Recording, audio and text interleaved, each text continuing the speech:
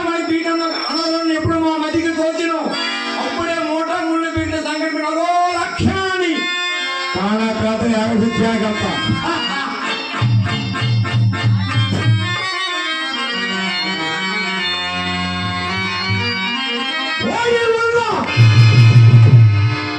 నీవు కూడా నా ఆజ్ఞ మేరకు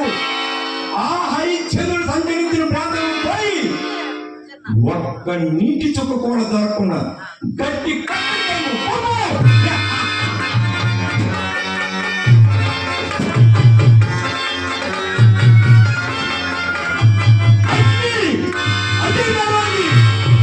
నీవు కూడా నా ఆజ్ఞ మేరకు ఆ హరిశ్చంద్రుడు సంచరించిన ప్రాంతంలో పోయి అగ్ని రగించి పై పంపు చేయము.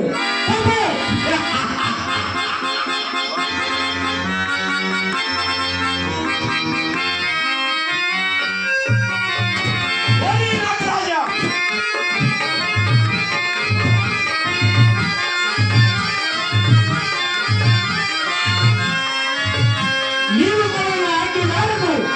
ఆ హరిశ్చంద్రుని వంశాకులకు లోహితాన్ని సమయం చూసి పాటి వెళ్ళి